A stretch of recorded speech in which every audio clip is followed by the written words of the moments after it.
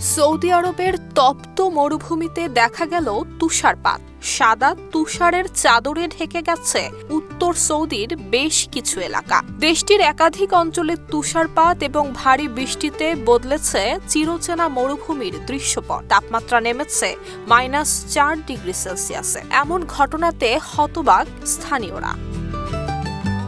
কিয়ামতের পূর্বে বিশ্বের বিভিন্ন প্রান্তে কিছু বিশেষ আলামত প্রকাশের কথা উল্লেখ রয়েছে হাদিসে। এই আলামতগুলোর মধ্যে অন্যতম হল আরব উপদ্বীপের মরুভূমির পরিবর্তন, যা মানব ইতিহাসে অন্যতম গুরুত্বপূর্ণ ঘটনাগুলোর মধ্যে একটি হিসেবে ধরা হচ্ছে।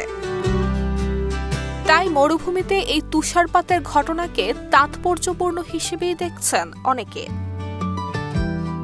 গত কয়েকদিনে সৌদি আরবের উত্তরাঞ্চলের তাবুক প্রদেশের জাবাল আল লাউজ পাহাড়ে অবস্থিত পর্যটন এলাকা ট্রোজেনা তুষারাবৃত হয়ে পড়ে। প্রায় 2600 কিলোমিটার উচ্চতার এই পাহাড়ি গন্তব্যে তুষারপাতের পাশাপাশি হালকা বৃষ্টিও হয়েছে।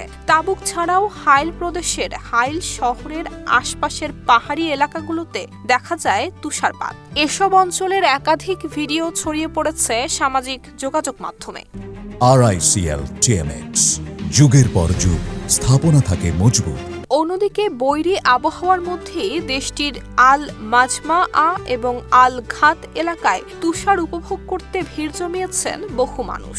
আবহাওয়া দপ্তরের পূর্বাভাস বলছে, রিয়াদ, কাসিম এবং পূর্বাঞ্চলে দমকা হাওয়া, মাঝারি থেকে ভারী বৃষ্টি এবং কোথাও কোথাও শিলাবৃষ্টিরও সম্ভাবনা রয়েছে। মধ্যপ্রাচ্যে গভীর নিম্নচাপের ফলে মরুভূমি প্রধান সৌদি আরবে এই বিরল তুষারপাত এবং ভারী বৃষ্টি ঘটছে, যা অঞ্চলটির সাম্প্রতিক ইতিহাসে এক নজিরবিহীন ঘটনা।